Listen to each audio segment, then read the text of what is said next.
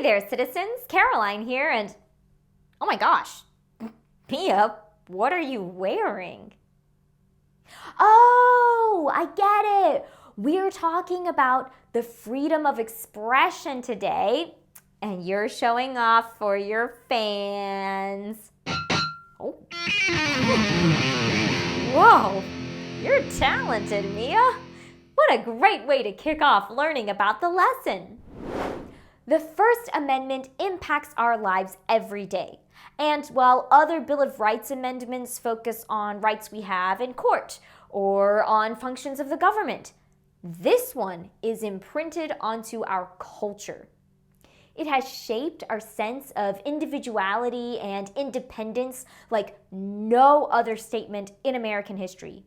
It has shaped what it means to be an American, and promoted the spread of ideas which are essential to a healthy democracy.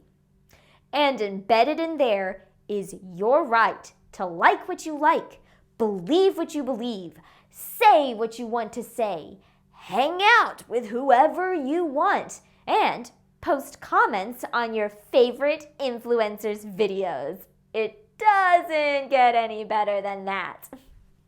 Be sure to like, comment, and subscribe, fam.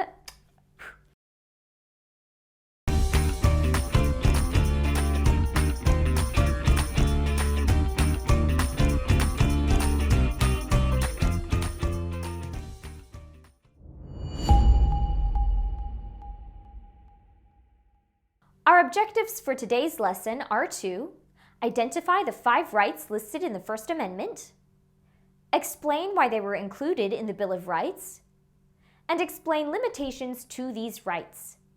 But first, let's take a look what it actually says. Congress shall make no law respecting the establishment of religion or prohibiting the free exercise thereof, or abridging the freedom of speech or of the press, or the right of the people to peacefully assemble and to petition the government for a redress of grievances. There were 5 rights listed in there. Did you catch them all? If not, that's okay.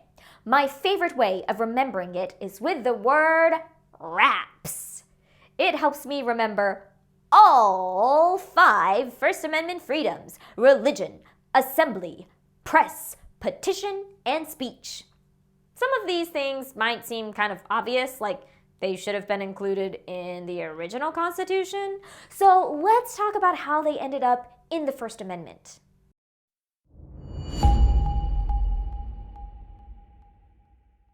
You may remember that in the earliest days of the American colonies, religion was very important.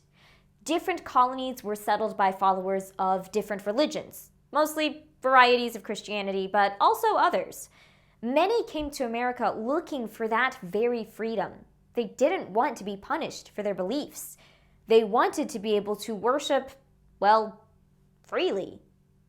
In the 18th century, several colonies and later states wrote the freedom of religion into their laws and constitutions. And of course, the other rights and the amendment were all stifled under King George III, leading up to the American Revolution. As we learned previously, some of the founding fathers, like Alexander Hamilton, and the Constitution's author, James Madison, didn't want any rights specifically listed in the Constitution. They worried that if some rights were listed and others weren't, it would be like giving the government permission to take away any rights they forgot to list. But in the end, anti-federalists like Patrick Henry and Samuel Adams fought against ratifying the Constitution until the Federalists promised to create a Bill of Rights. Good thing too. My favorite influencer needs to know that I tried the ice cream she recommended, and it's delicious.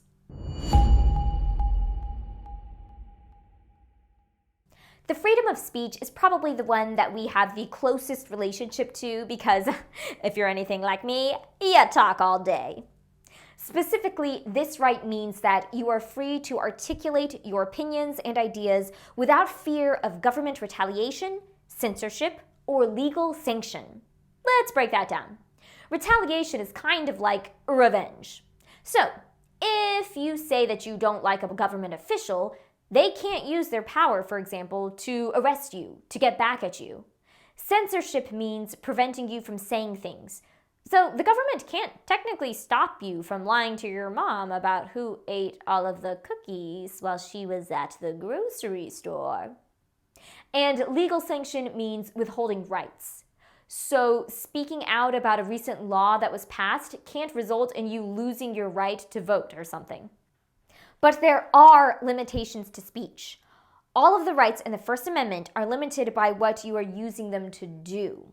The classic example is about falsely shouting, "Fire!" in a crowded theater. If you use your speech to create a panic, causing harm to the theater's property, or causing people to run into each other or have a panic attack, the speech you used is protected, but the action of causing damage and harm to others is not protected. There are countless examples.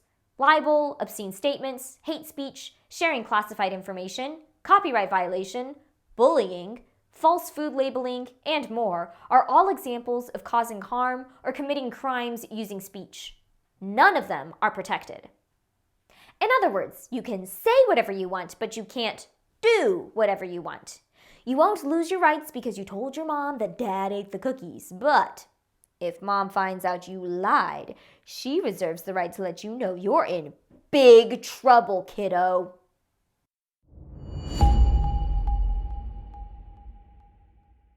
Freedom of religion supports your ability, in public or in private, to practice your religion. It also includes the freedom to change your beliefs and the right not to practice any religion at all.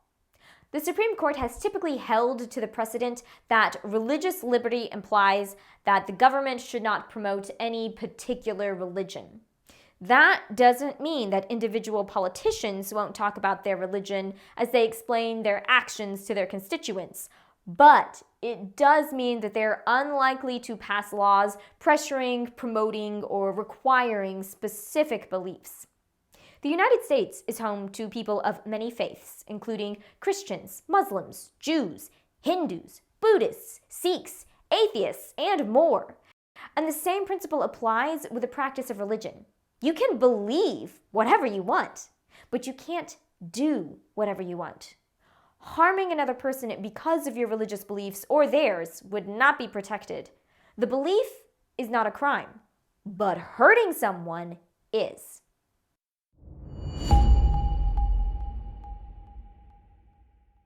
Freedom of the press is more like freedom of the media nowadays.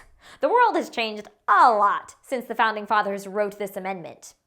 The press is called the press because people actually pressed ink onto big pages. Now, all you need to do to publish something is have an internet-capable device and Wi-Fi. This creates entirely new questions regarding speech and the press online.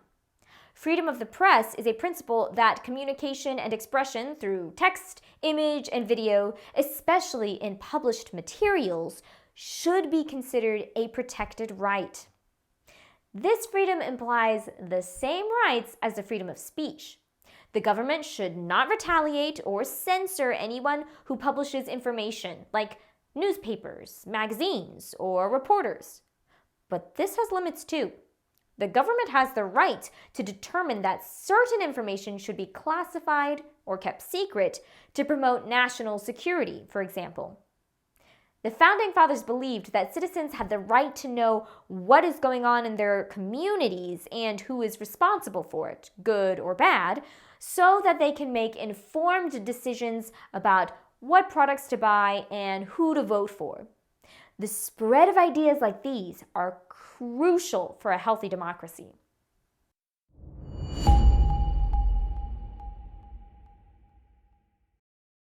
The two at the end are probably the least known rights that are protected by the First Amendment, but they are important tools of expression too.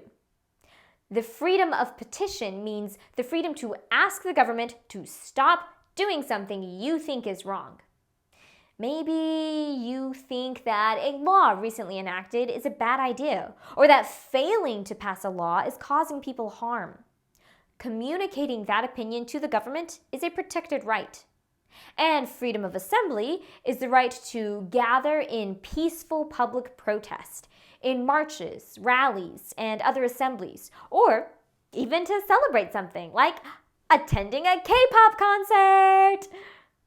To communicate things good or bad, it's okay for people to get together, as long as you don't infringe on anyone else's rights. If you're going to block a road or stand around a building, you likely need a permit, giving authorities a heads up so that they can keep everyone safe and ensure that people can walk or drive where they need to go.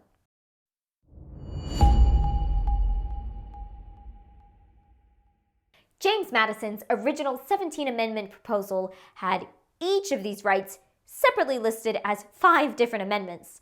But because they all involved expressing yourself and communicating with others, and because they were all considered extremely important, they were combined together to make the very first amendment to the Constitution. The principles in this amendment constitute America at its finest, even if they do allow you to show the worst of yourself in moments of frustration or grief.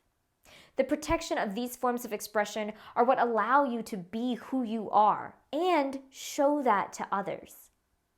And that's number 1 in my book, too. Good going, Anti-Federalists. Until next time, citizens, vote, debate, and participate. And remember to always be clever. Hey, hey.